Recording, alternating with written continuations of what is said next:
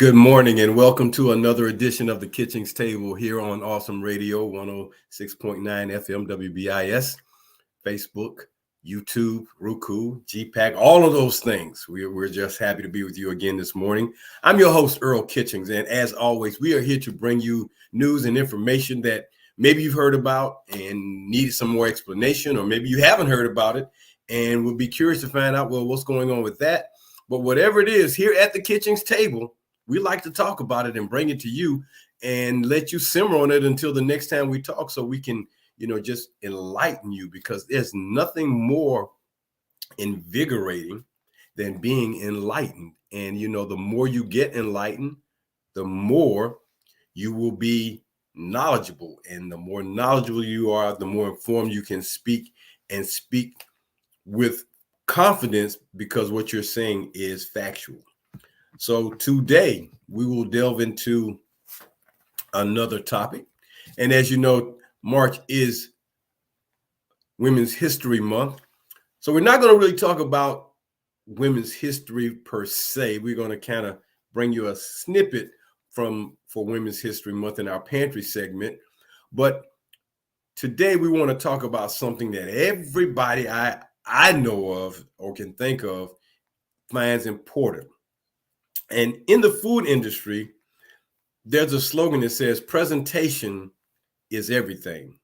Presentation is everything. And what that truly means is the way foods are presented, the way they look, has nothing to do with the way they taste. If it looks good in your mind, you probably believe and think it will taste good.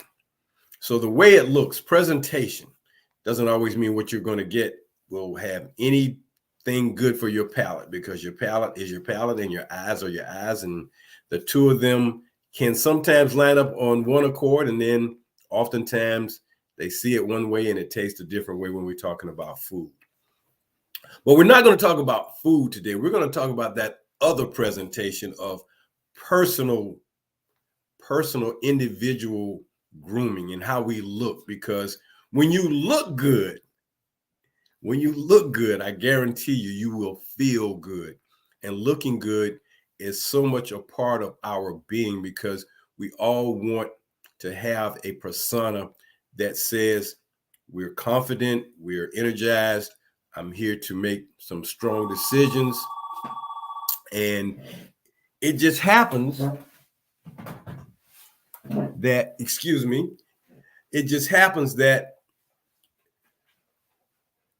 fashion is that part of looking good that makes us all feel good about what we're doing. And today we're going to talk about iconic fashions. Iconic fashions.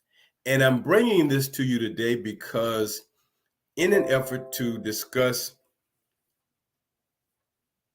looking good so you can feel good, so you can put your best foot forward, so that when you make your presentation of yourself, others will, others will see you and believe you to be at a level to provide many things.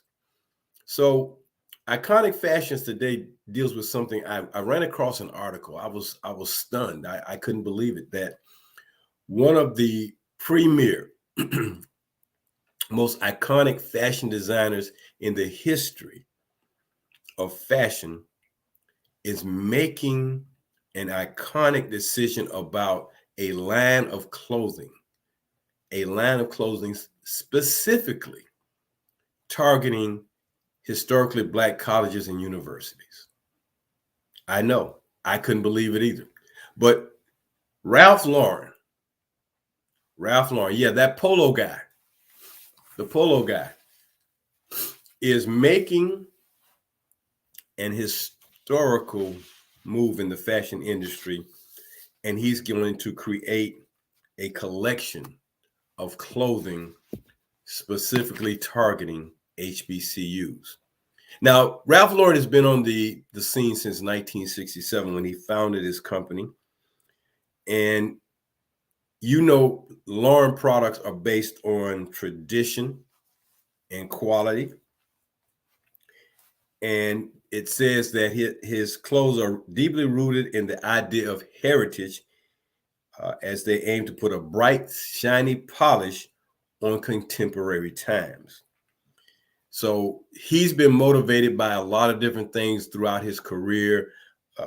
Wall Street, dilapidated houses, country club icons, big men on campus, the BMOC, big man on campus. And this has driven him. This has driven him, and his styles and his fashion, his scents, his perfumes and colognes for men and women, his clothing for men and women. And we all know his iconic trademark brand as the polo player, at least for men. But something struck him recently, and he's decided to go into a new venture. And his eyes were awakened. He was awakened by something that was going on. And this article comes from Robin Given of the Washington Post, and it says Ralph Lauren revises his vision of the American dream, inspired by the style of HBCUs. So you can almost say to Ralph Lauren, Black Lives Matter, if you want to look at it from that perspective. Black Lives Matter, because here's an iconic fashion designer who's wanting to do something specifically for HBCUs. So after looking at some photographs and picture books and a 30-minute film, he's going to announce a partnership with Morehouse College and Spelman College, two of the most prestigious and richly heralded traditional HBCUs that we have. Of the HBCUs, and many of our HBCUs have continued. Many of them are over 100 years old and have continued to survive. They have survived whatever the situations in socioeconomic America have been. HBCUs have survived, and they continue to survive, and they have that place. They have that place to fill in the gaps, because not everybody can go to all the schools, especially the major schools.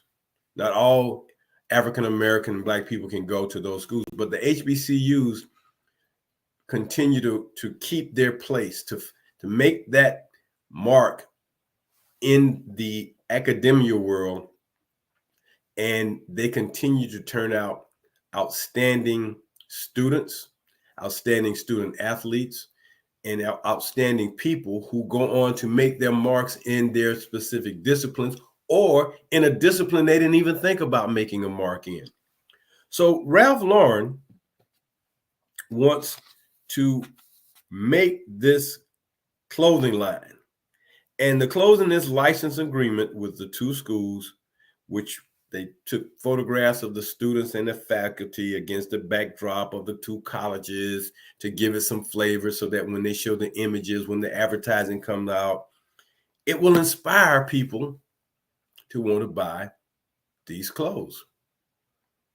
Now, in our second half of our show today, I'm going to talk about African-American designers who are making their mark. And in our pantry, I'm going to speak about the first African-American designer who left her mark.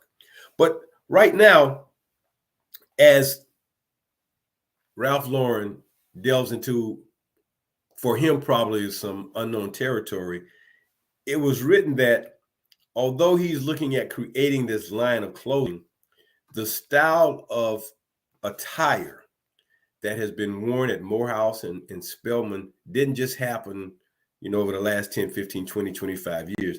It's been a tradition at these schools dating back to the 1920s. And these items, the blazer jackets, the crested blazer jackets, the traditional ladies wearing their nice dress with pearls as a tradition, crew neck sweaters, these are all staples at, if you think they're a staple at Harvard and Yale, they're a staple at Spelman and Morehouse. So the black colleges, I would guess, would have a parallel, if you will, in some respect to Ivy League schools, because when we talk about schools that could be considered black Ivy League schools, you would have to talk about Morehouse, Spelman, Howard, Hampton, perhaps Tuskegee in that realm when we talk about them. And of course, these schools all are private schools of higher education, as are those schools in the Ivy Leagues. They are funded outside of public funds. So as he's looking to make this clothing line, this collectible clothing lines, he is looking for the photographs to basically design this collection after. Oxford shirts, ties, that striped ties. And as it stated in the article, all these things were worn by people who attended Morehouse many years ago. Morehouse is a college that was founded in 1867. So it is well over 100 and 60 years old. And it states that he had a conversation with a gentleman by the name of James Jeter. And Jeter, who is a graduate of Morehouse 2013, was having a conversation, and he basically said to Ralph Lauren, I don't know if, this is going to be my future, the fashion industry. And Lauren asked him, well, what do you mean by that? Well, he basically just laid it out to him. Is this company going to be all white? I mean, is it going to always be this one look? Will it ever embrace diversity as the world is diverse, and more so than just European looks and things of that nature? And Jeter asked him, well, what's the story with this company? I mean, because he wanted to know, because my future depends on it. And if I want to stay here, I need to truly buy into what you're doing as a fashion company. And because of that gentleman, James Jeter, this collaboration with Ralph Lauren has come about. Now, Jeter is one of the New York-based company design directors, and he spent his entire professional career at the brand so far. And he thinks that, it could be something very important. He worked at Ralph Lauren, working on the floor in the store, and, in a neighborhood in Washington, D.C., in Georgetown. And he just thought it was something that he needed to do, that he needed to find out from this high-powered fashion designer, what's your deal? Where are you going with some of the things? Because do you see the opportunities, and do you see the need to make something more impactful to help your brand and to make a statement about who you are as a person and what your brand means as a brand? Yes, we've worn Ralph Polo apparel. We wear Ralph Lauren perfumes and colognes. And I will say that I do enjoy his blue, red, and black colognes for men. So when you go in a department store, it's a section. It's the Ralph Lauren Polo section for men, at least. And I'm sure it's the same for women. But here you have a man who attended one of the most prestigious black colleges in America having a conversation with Ralph Lauren. So Ralph Lauren made a decision, and he made a good decision, because now they're going to create this HBCU brand of clothing, and it's going to be something very impactful. And I think it was such a great gesture that Mr. Lauren was open to conversation and dialogue. B, that he had the respect of a African American uh, gentleman who was into the fashion industry and had worked at Ralph Lauren for a while, and they were able to come together and make something positive. And this article came out on March 15th, so it's very fresh and new.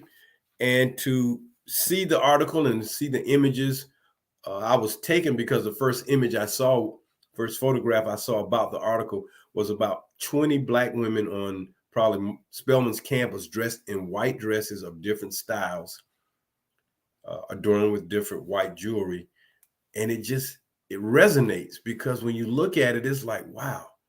It resonates even more when you turn that color image into a black and white image.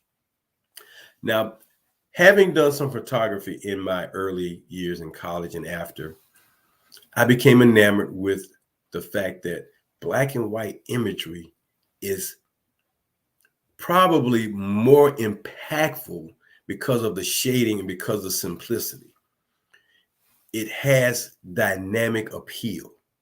So when we talk about something like fashion, and now we're going to spin off a clothing line for HBCUs after a iconic fashion designer realized that maybe he's not as diverse of a product line as he thought he was, and being that he opened up to it, it's going to open up some new doors and opportunities. And not so much that Black students and Black parents and Black adults will just start to buy his line, but the fact that you choose to create a line dedicated to a specific culture. And I don't know if that's ever been done before in the fashion industry, but I tell you, Ralph Lauren has taken himself above those other fashion designers in the fashion world from a standpoint of being diverse and looking at culture to drive his product. So James Jeter, hats off to you, young man, for having the wherewithal to make a comment, make a statement, have a conversation. Ralph Lauren, hats off to you, sir, for listening and being open to diversity and wanting to do something that has never been done before. And we hope that it will cause the Ralph Lauren company to do some other diverse things other than just saying, well, making clothes. Open up some opportunities in the modeling industry, in the design industry, in the merchandising industry, all the jobs and career paths that are in that industry. Hopefully, Ralph Lauren will be a conduit to making those things happen.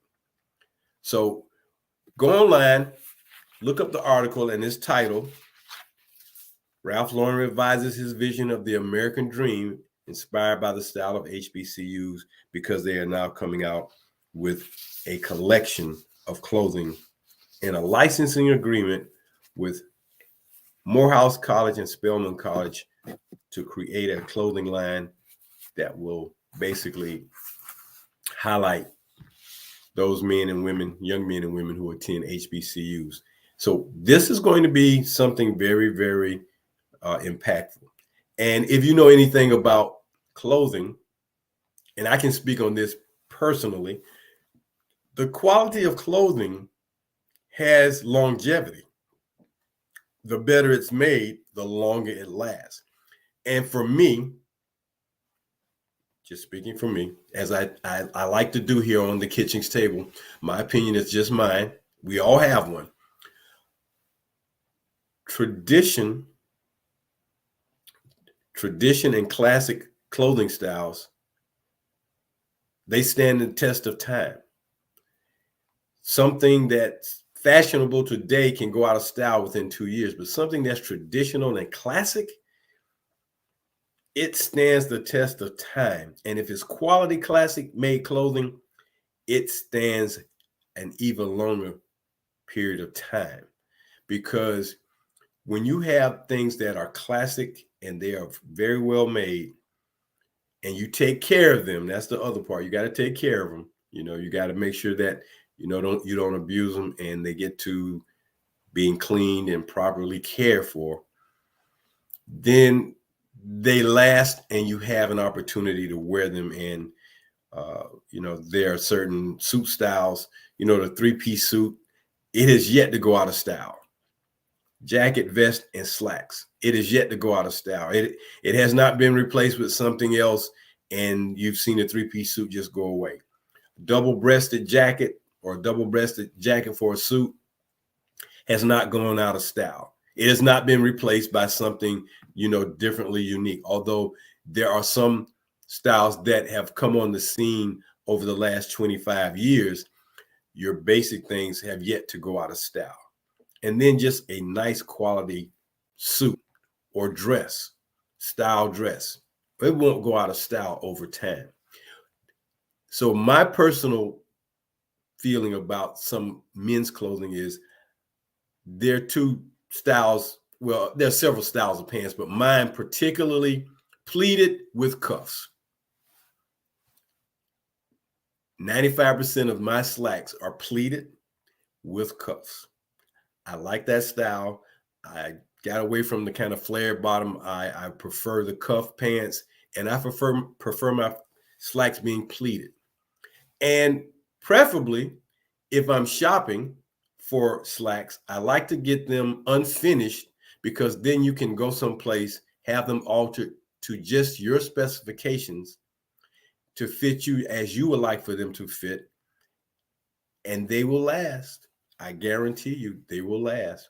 Over test of time, they will do that. So understand that this arrangement that Ralph Lauren is making is a classic move. And James Jeter, Morehouse graduate 2013, is the catalyst behind Ralph Lauren making this decision to come out with this line for clothing for inspired by HBCUs. So that's the first segment of our show here on the Kitchings Table today on March 22nd, 2022, here on Awesome Radio, WBISLP 106.9 FM, Roku TV, GPAC 23, Facebook Live, and YouTube also carry the show. So we would like to just get you to tune in every Tuesday morning here at 10 o'clock. And, if you got a Kitchens Table at your house, a lot of things get discussed at the Kitchens Table. So that's what we like to do here. So we now like to go into our pantry section, which is a little bit more in depth about what we're talking about, or something unique or something that's different. So our pantry portion of our show today talks about the first African-American to be a renowned fashion designer. Now you may ask, well, who could that be, Earl? I'm not sure. I don't have a clue. I'm not in tune with who that might be. Well, we're here to tell you here at the Kitchings Table. Her name, Ann Lowe. Ann Lowe was the first African-American to become a fairly renowned fashion designer from the 1920s to the 1960s. Her unique designs were worn by high society women. She is best known for designing the ivory silk taffeta wedding dress worn by Jacqueline Bouvier when she married John F. Kennedy in 1953. Did you know that? Did you know?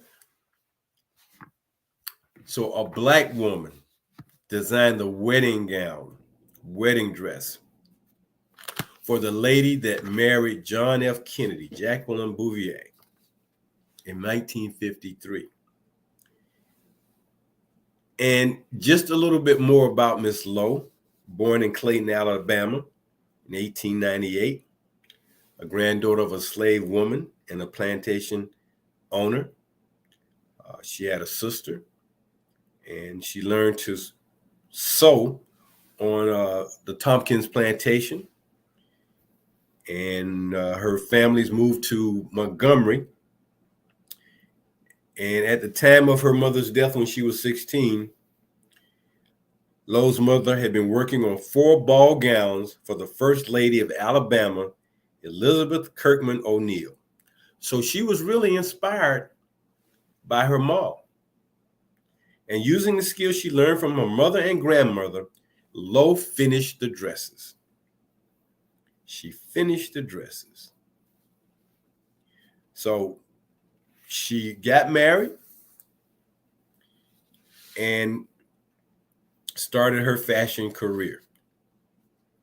She lived in Manhattan, on Manhattan Avenue in Harlem for many years. And she enrolled at the S.T. Taylor Design School in New York City, and the school was segregated. She was required to attend classes in a room all by herself.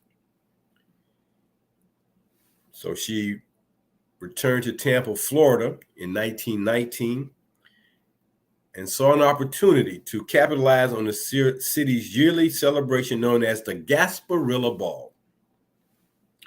And following that, she opened her first dress salon called Annie Cohen, catering to members of high society, and quickly became a success. By 1928, she was a fashion designer in New York City as she was able to save $20,000 and move to New York City and start her career in New York. In order to see this through, she started working in stores such as Bendel, Neiman Marcus, Saks Fifth Avenue, Chez Saunier, and in 1946, she designed the dress that Olivia de Havilland, the actress, wore to accept the Academy Award for Best Actress for the movie To Each His Own, although the name on the dress said Sonia Rosenberg. So by the 1950s, Lowe's career began to align, and she finally launched her own label, Ann Lowe's Gowns, with a small storefront shop on Lexington Avenue in New York City, 1950. Her one-of-a-kind designs made from the finest fabrics were her immediate success and attracted many wealthy and high society clients. One design element she was known for was handwork, signature flowers, and trapunto technique, the trapunto technique. And throughout her career, she was just really inundated with people who wanted her clothing. From the Rockefellers, the Lodges, the DuPonts, the Post, and the Biddles, she designed dresses for all of them. She was well known. Little girl from Alabama. So at the height of her career, though, she admitted that she had basically gone bankrupt and lost her salon after failing to pay taxes. Soon after, she emerged with some health issues, cataracts. However, that didn't stop her. She opened a new store in 1968, Ann Lowe Originals, and in 1972, she retired. Renewed interest by the Smithsonian National Museum of African American History and Culture, as well as the New York City Metropolitan Museum of Art, finally gave her the place in history that she deserved. A collection of 5 Ann Lowe designs were held at the Costume Institute at the Metropolitan Museum of Art. So, Ann Lowe had a book written about her called Fancy Party Gowns, the story of Ann Lowe, written by Deborah Blumenthal, and it was published in 2017. So, Ann Lowe, the first renowned African-American fashion designer. Remember that name, Ann Lowe. So if you run across an Ann Lowe original or Ann Lowe dress somewhere, know that that's a Black woman who designed that. And she was very renowned, and she made the wedding dress for former First Lady Jacqueline Kennedy back in 1953. So this lady was an icon. And so that kind of gives you a little bit of Women's History Month wrapped around a little bit of Black History Month, wrapped around, our iconic fashions theme for today, because that's what we're talking about. The fact that a fashion designer has chosen HBCUs to align a clothing agreement and collaboration with. So now, here on Awesome Radio, we're getting ready to go into the last segment of the Kitchings Table. If you're just joining us, I'm Earl Kitchings, and so glad to have you each and every Tuesday morning here on WBIS LP 106.9 FM. And today we will talk about some of the more renowned current Black fashion designers that some of you may be aware of, some of you may not. I know that I'm learning as I bring this to you, because some things are just not on our purview, and we just, we're not into some industries and some facets of life. But hopefully, as we bring you information, your perspective changes, or you get to know some things you did not know. So we're going to talk about some of the Black fashion designers that you may want to become familiar with, or you already are familiar with, and who they are, what they've been doing, who they've designed for, and a little bit of, their road to success in the fashion industry, because each one of them is carving a niche in this business, and there's enough room for everybody to have a piece. You don't have to have the biggest piece. You just need to have a piece. And I believe if you've got a business that is, to give you an analysis, a pie, you're not going to eat the whole pie. There's enough pie to share. You can have the largest share of the pie, but if you are right in heart and mind, and you have people that you can help, assist, raise up, share the pie. You've got enough pie to go around, so share it. So with these individual fashion designers, the fashion industry is a large pie. It's a very complicated industry, because you have to think that from the raw materials, silk, cotton, nylons, polyesters, whatever you got to use to make clothing, it requires raw goods. Without raw goods, some things won't be made. And then it takes an eye, a fashion eye, an art designer's eye, to create a look, and then to have someone make it and then replicate it over and over again in many respects, so that, more people can wear your design work. So it's enough out there for everybody. The planet has billions of people in it, and it's enough. You buy more than one pair of pants, one pair of shoes, more than one pair of anything. So it's enough out there. And it's interesting that the clothing industry goes in seasons. And for you shoppers who are listening, let me just give you a little tidbit for those who don't know. When the seasons change, that's the best time to go buy clothing, because when the seasons change, when they go from spring and summer to fall and winter, the spring and summer stuff is going to be on sale, and you can get it at crazy prices. And just like when it's time to go to spring and summer, the winter stuff is going to be on sale. And I've had a lot of success buying winter clothing when spring stuff is coming out, and spring and summer stuff when winter stuff is coming out. So just be mindful. You don't always have to just run out and buy right away. If you're frugal, you can wait till the seasons change. And for me, I don't like to shop unless there's a 60 to 70% markdown, and that has another 15 to 20, 25, 30% markdown on that, sometimes 50%. Then I'm feel like I can go shop to save. and it has worked out well. So we're going to talk about these fashion designers, and we're going to start with the very first one, Kirby Jean Raymond, and his brand is Pierre Moss.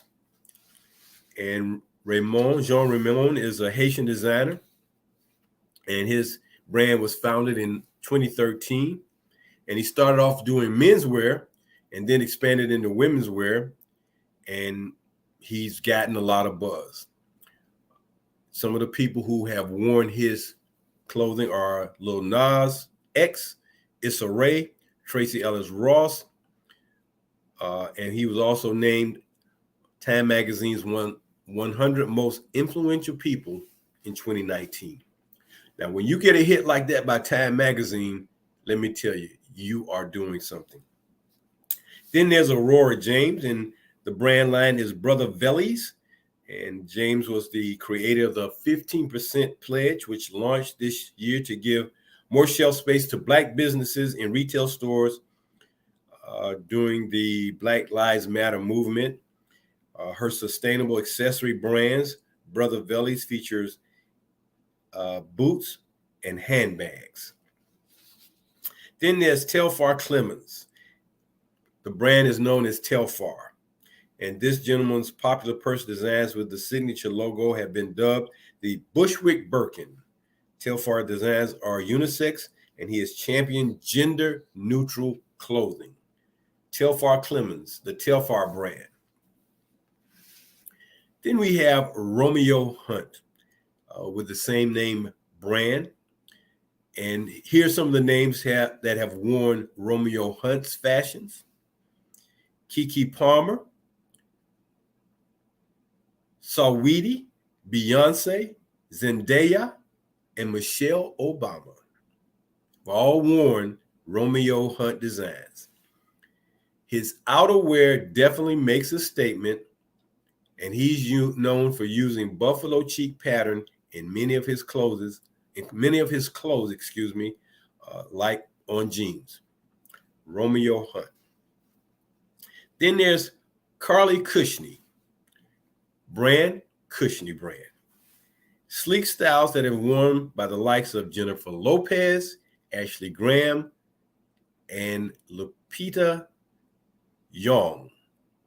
Her streamlined silhouettes and luxury fabrics combined make real wow pieces that will go in your closet.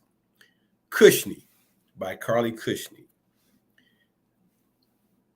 I must admit, I had not heard of these styles and these designers, but of course, you have to be in that circle and you have to know. I mean, and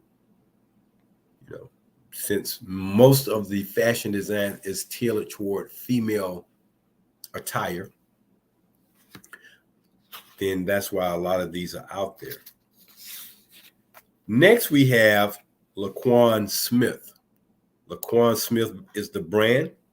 Rihanna, Beyonce have worn some of her pieces. And if you're looking for a glam or sexy outfit, get your Laquan Smith. Now, Rihanna has come out with her own brand. And not only do stars and celebrities, athletes come out with their own brand, but it's interesting that they've already got a platform and they expand that platform when they come out with a clothing line. And I say that because Venus Williams came out with her clothing line 11 to augment what she would eventually want to go into once her playing days in tennis were over. And that happened to be the clothing industry, the fashion industry. So she came out with 11.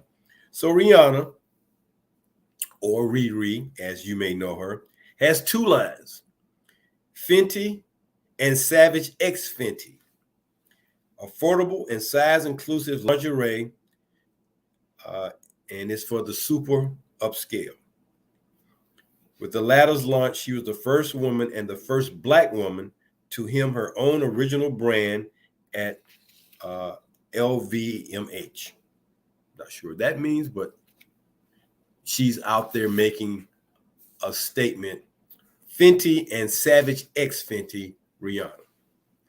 Next, we have Christopher John Rogers, same brand name. And his fashion shows are constantly the talk of New York Fashion Week with their exuberance and amazing styles. Get this. Christopher John Rogers, 26 years old,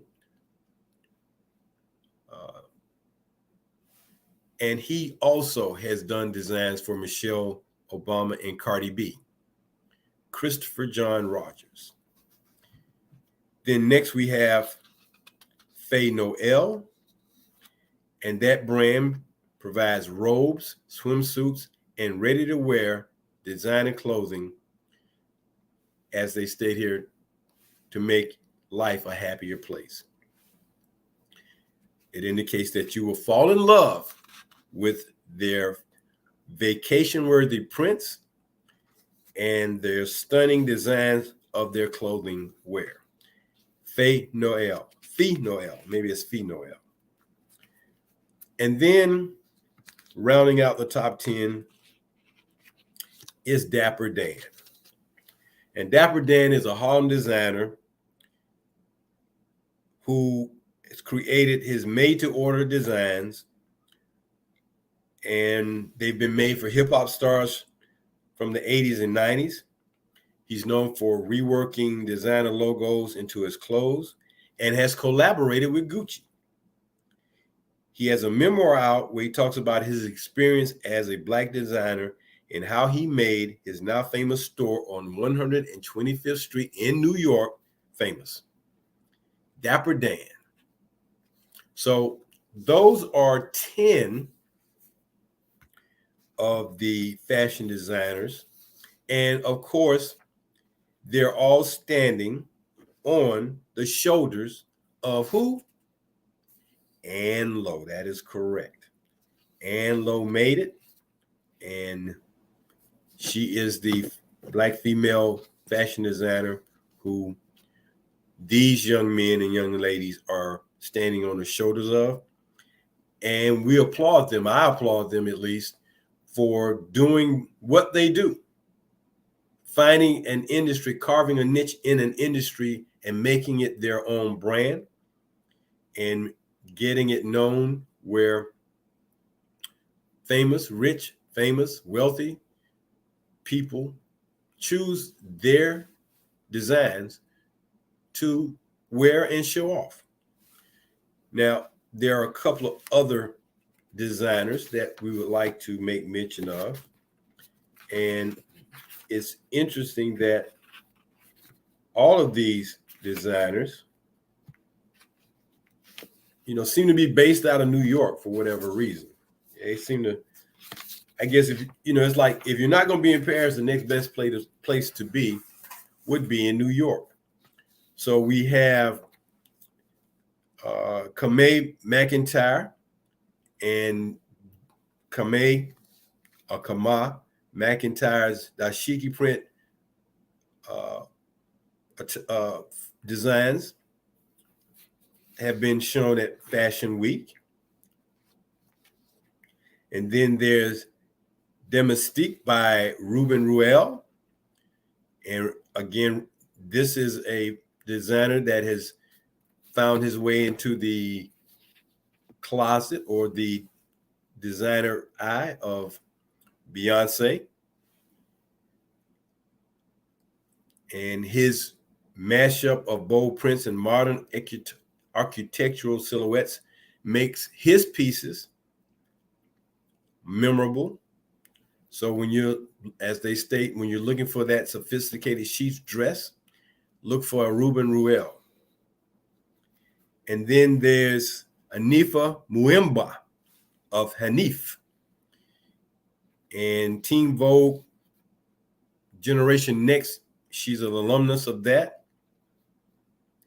And she launched her brand Hanif in 2012 and has been releasing her designs since then. She prides herself in designing specifically for Black women.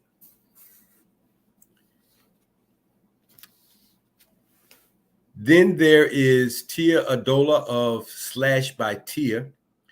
This young woman was Nigerian born, and she's another Generation Next member of the Teen Vogue magazine. And she incorporates art history into her clothing line. And it includes a lot of ruffle style items from the Renaissance period. And her designs can be identified pretty easily, as it states, by her unique sheer material and flirty frills.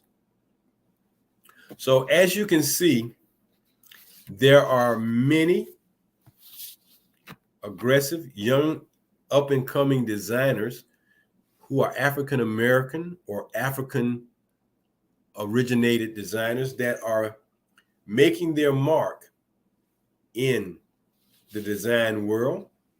So when you're out shopping, perhaps you might think about those designer clothes first if they're in certain stores, and that will be probably the next thing you will want to happen, is that some of these brands or these fashion designers' names get into mainstream stores if they're not already there, or they can just create their own little fashion boutiques and stores on their own.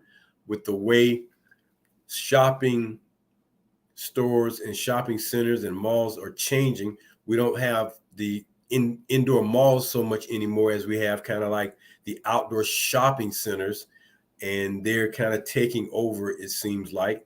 Malls are kind of, I won't say they are somewhat outdated, although some of them are still places where you would like to shop. But, the trend has become a little bit more outdoorsy, fashionable, like shopping on a main street, I guess you would call it. Kind of giving you that New York City flavor. So you can go from New York to Hollywood and Rodeo Drive, which you'll find fashion designers. So between New York and Hollywood, you'll find these fashions for celebs and stars and athletes. And they continue to make their name known. I remember looking at an Esquire magazine some years back when Michael Jordan was in his prime, and he was featured on Esquire magazine on the cover. And Michael Jordan is a very fashion conscious icon, where everybody else on the teams, when he was playing, would kind of dress business casual or just casual.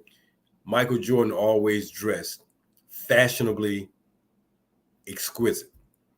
And I remember this cover because it featured him in a three-piece suit, sort of a sandy brown suit. And when I looked at the written insert about who was on the cover and what they were wearing, it's like, well, Michael Jordan was wearing this suit. And at the time, that suit cost $5,000. And for pro athletes who are 6'4" and taller, most of their suits are custom made. So when you have a guy like a Michael Jordan who can afford $5,000 suits, custom made out of the best materials, you want it to look good on you. You want it to fit just right. And I had a friend one time, I told him that if we ever got a chance to visit with Michael Jordan, I would not be interested in going to his trophy room, his game room, to see, any other unique parts of the house. My first choice would be, hey, Mike, let's go to the closet and find some suits that you don't intend to wear anymore. And man, you can just go ahead and make them a donation to my favorite charity, which would be me, for clothing. And I can have those suits remade to fit me, and I would be just as happy as anybody, because that type of clothing wear, hey, stuff that he seldom wears or don't want anymore, it's like a $5,000 suit. I'm like, I can go for it. So that's going to conclude our show for today here on Awesome Radio, WBIS LP 106.9 FM. Join us next week on the Kitchings Table, heard here on Awesome Radio every Tuesday morning at 10 o'clock. I'm your host, Earl Kitchings. And until next time, we hope that you have a very positive and productive week, and stay safe. Until then, we'll talk to you later. Bye-bye.